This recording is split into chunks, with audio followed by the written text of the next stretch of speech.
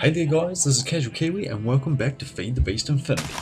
I went ahead and set up my fisher. I found out that it needed to be on a 1 deep 3x3 by 1 square of water and supplied with power, a barrel on top, and it goes ahead and it catches all sorts of stuff.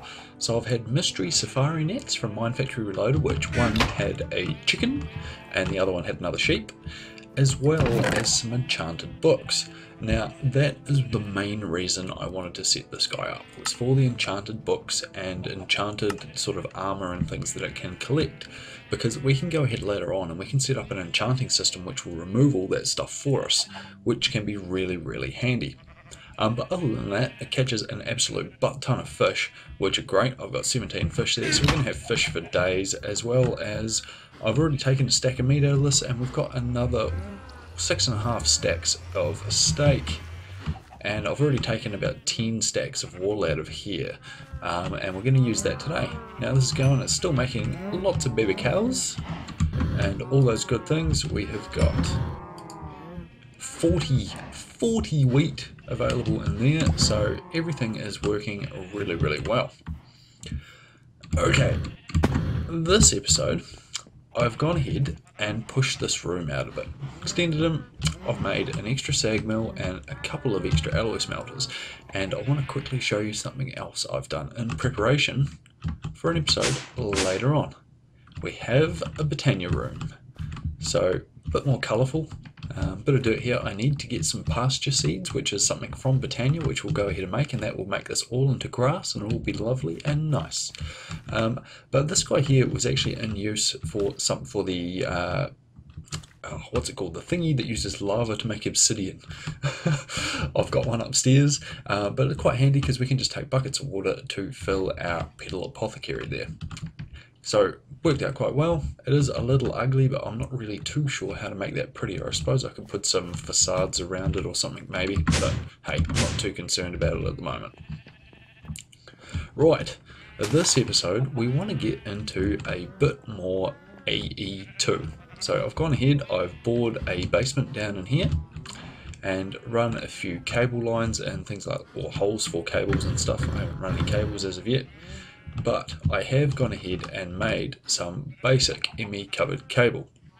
Now that is just going from our energy acceptor across and to the charger from AE2 for charging our Certus quads. So it's not using a channel. I haven't made it smart cable or anything like that yet. But what we're wanting to do is we're wanting to go ahead and make a ME controller, this guy here.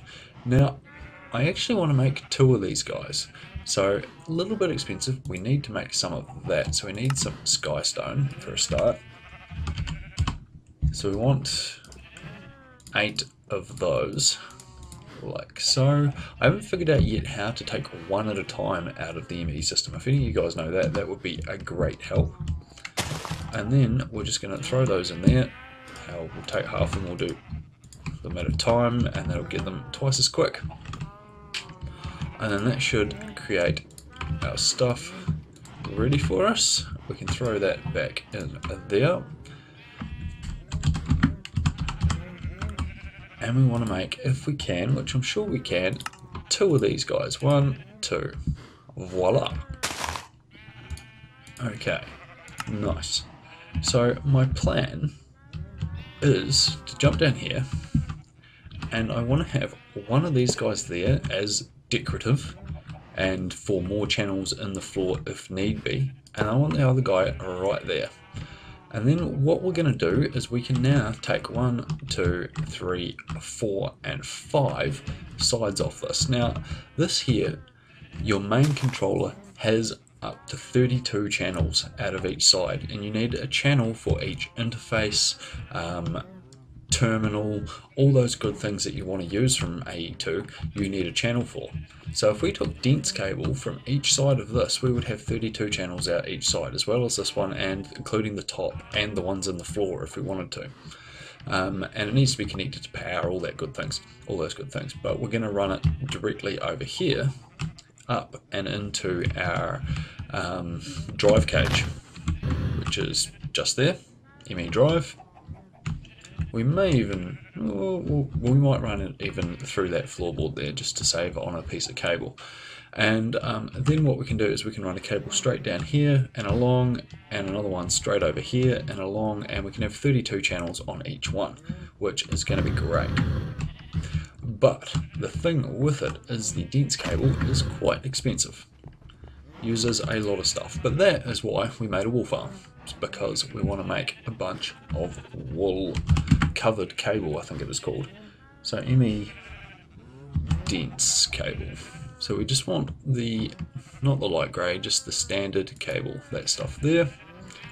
And then before that we need covered cable, which is like so. So boom, and we're just going to make as many as we can, which is 62. And then I'm going to throw that back in. We're going to grab some of this, which is going to make ME dense cable. Lovely. Boom. Gives us 15. That's all it gives us. So it is quite pricey, but 15 should be enough for us to get our first piece of things set up over to our controller. Now I think I am going to save one little bit of cable just by chopping that out of there. We're not going to fit down through there, are we? Oh well. And running this guy like so. So, and we're going to go, I suppose if we run along here, then any interfaces could come off of this one. Torch is in the way. What we might do is come down one, along, like so, like so. Actually, what we'll do is our wrench, like that. I don't actually want to come down one, I want to stay up nice and high. Like so, and everything has power. So we now have 32 channels available on this. We should be using one channel, I would have thought, for our terminal. For this guy here, should be using one channel.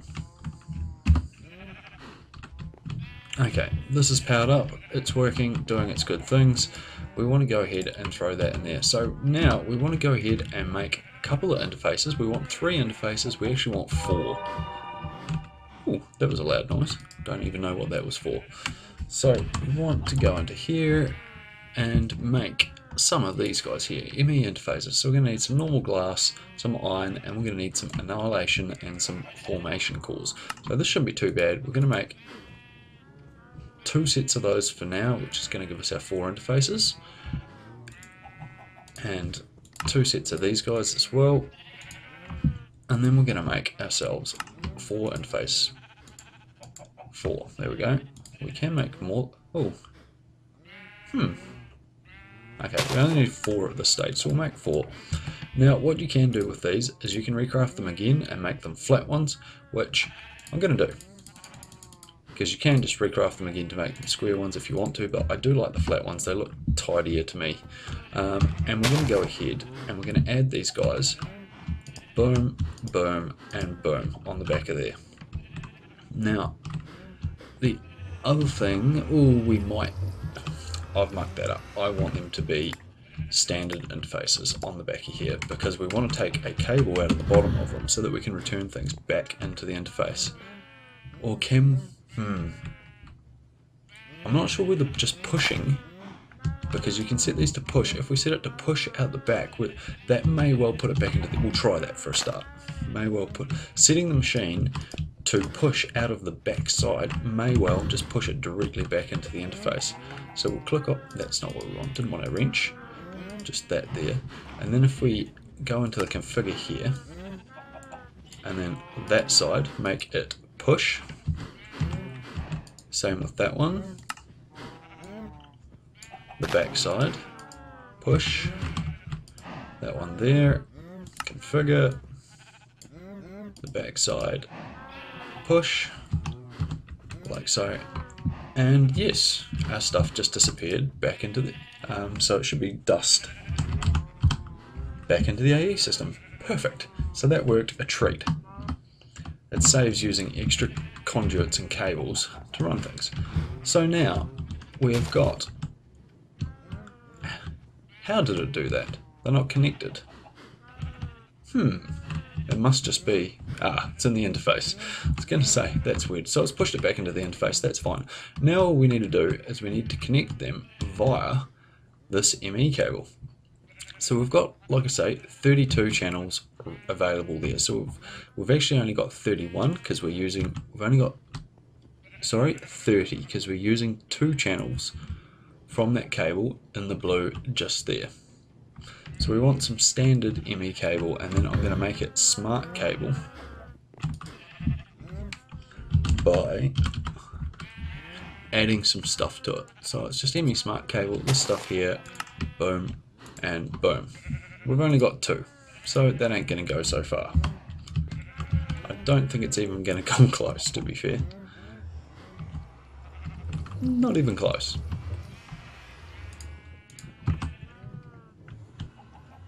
So can we, the simplest way is going to be to come from that guy, isn't it? And then straight up. Little cable running to do? No, because we've got power cables right there. How can we get around that? We can probably come up there, I think. If we get rid of him, and then if we do, we do need our axe. We need a wrench, like so, yoink. Where's our power cables? Yoink, like that. And then if we come with this guy, like so, and then we can come straight up and along our 3 interfaces. But we need to make some more cables, so we're going to need to make some more basic Fluix cable.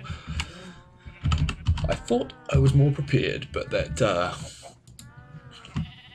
bloomin' dense cable took a lot more than I thought it was going to. So we've got 20, that's fine.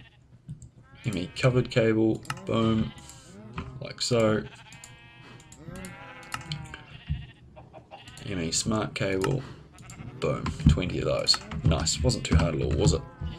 Okay, so we should now be able to come straight up like so, and like so. And those guys should all have turned blue, which they appear to have.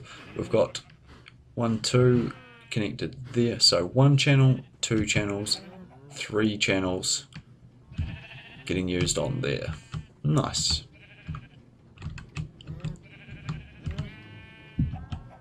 Awesome, so they should all be connected now. And that dust that was in that interface is gone back into the system. Great.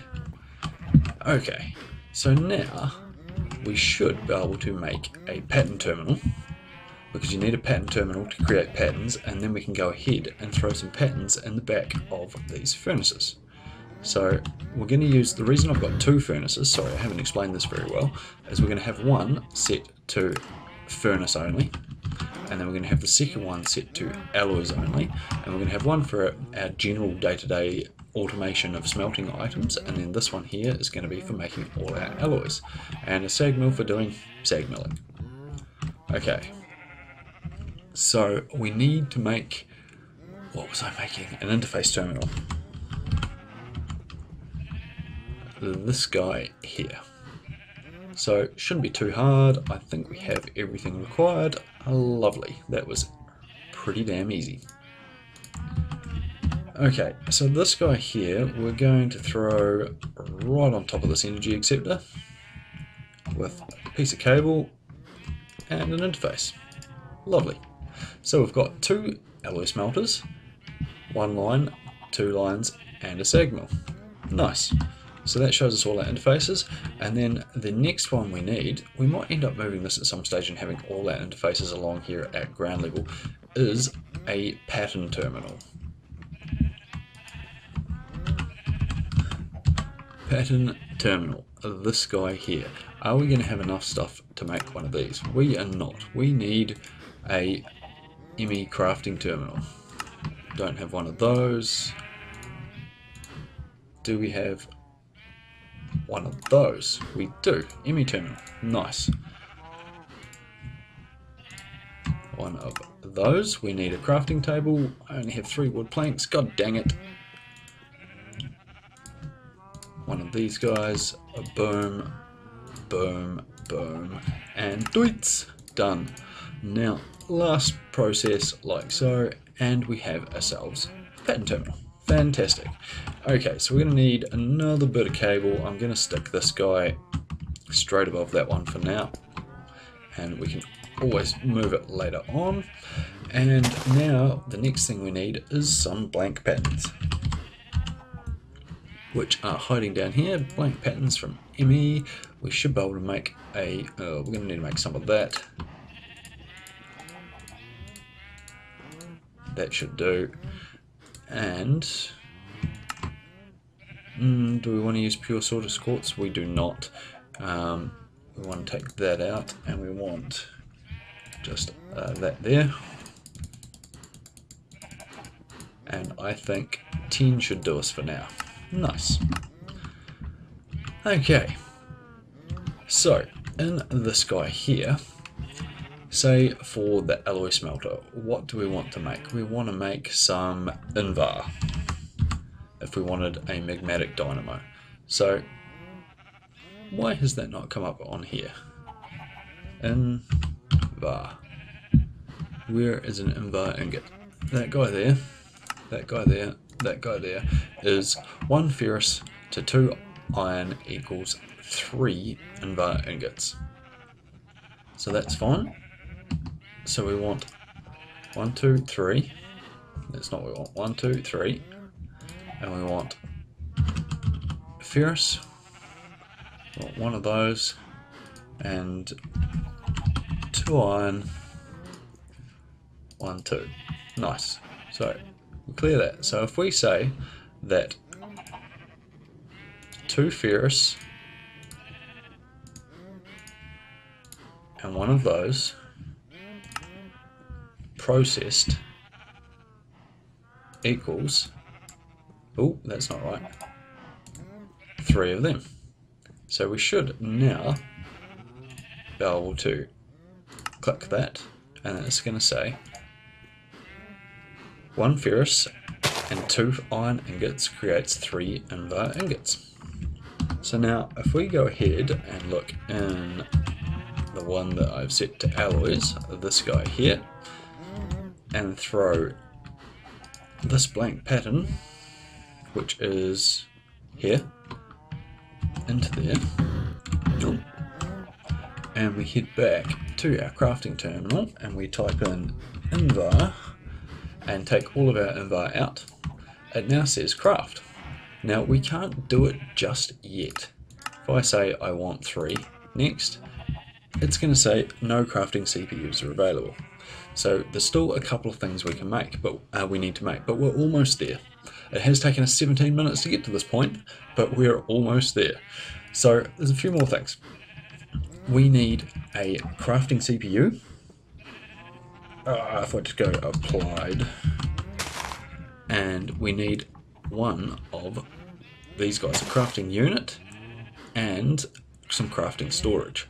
So the crafting unit, Kaflunk, we're going to make one of those. And the crafting CPU, crafting storage, I'm going to make a 4K straight off the bat if we can. So we want to make a bunch of those. 1, 2, 3. And then that and that. Boom. And that. Kaflunk gives us one of those. And then I think we need one of those guys again. Nice. Now we could go ahead and make a crafting monitor as well, and there's crafting co-processors as well, but I'm not sure where that's hiding. We do want one of these guys. We don't have enough stuff to make that just yet. We need a crafting table. It's not hard. We need a couple more of those. not hard, and a couple more of those, not hard, and now we should have ourselves a molecular assembler. Nice. Okay, so we need to put that and that somewhere. Now, my sort of idea is to chuck it downstairs next to the dense cable down here somewhere. But I would like it, because it is kind of pretty, somewhere seen. So I'm thinking that I might take a line off and maybe have it surrounding... No, because that's up nice and high. I'm not sure. I might have it in the floor going one way or another. But for now, we're just going to chuck it there and there. And we have ourselves a network that is going to work. So, by rights, we should now be able to craft some invar. This guy here, we want just 3. Next, crafting CPU automatic, 39 bytes used. Start. Oh, escape. We should see. What are we short of? What's not happening? Why is it not doing it? What have I forgotten? I have done this before. I've forgotten something. Obviously. Oh. Nothing in there. There's nothing in there.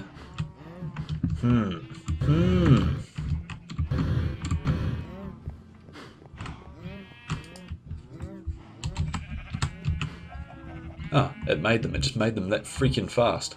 Okay, nice. So it worked. Jolly good.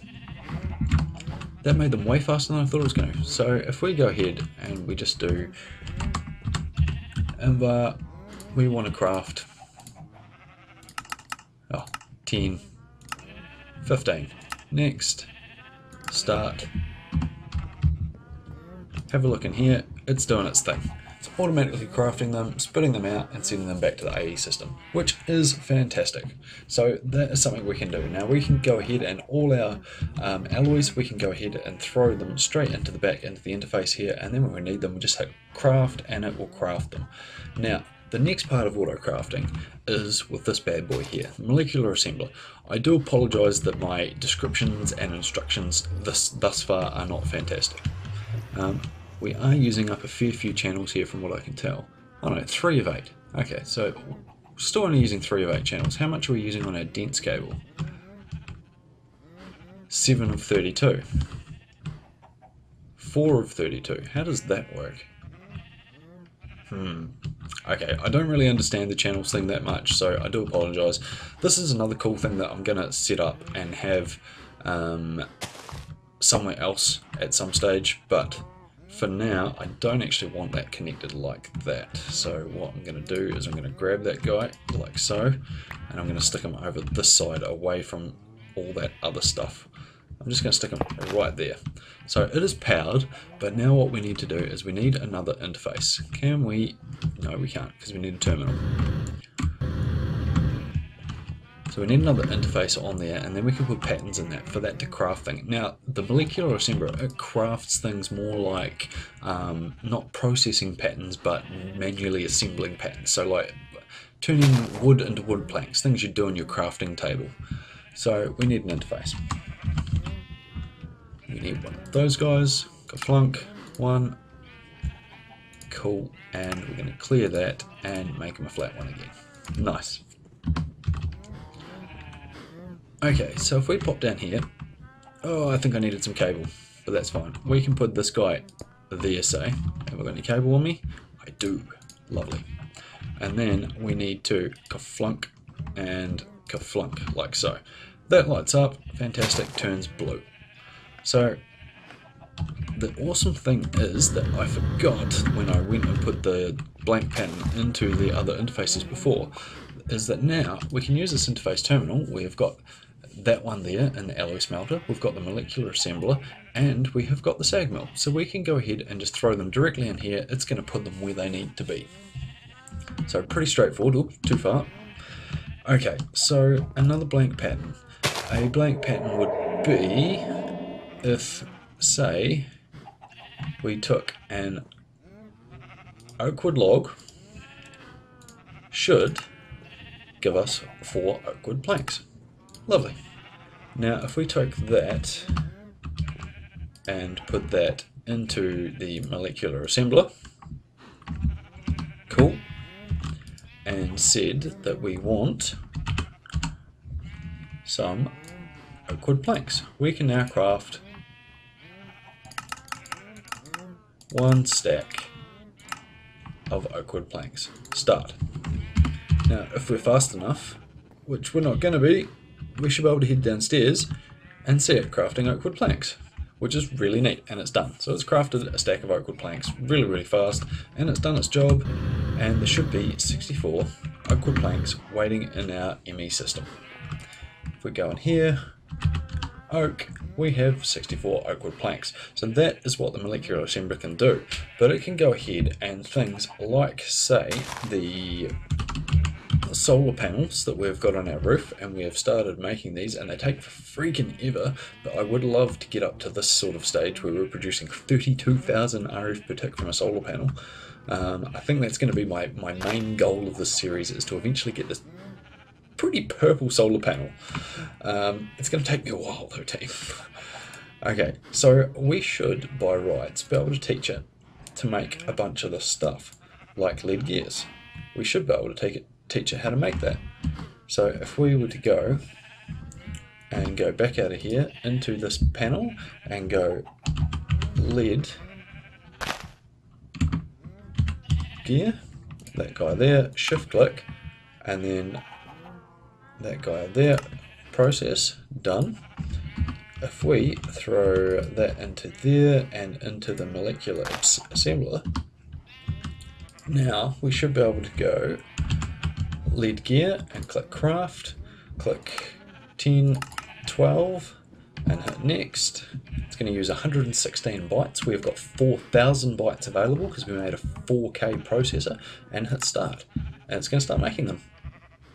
Look at that.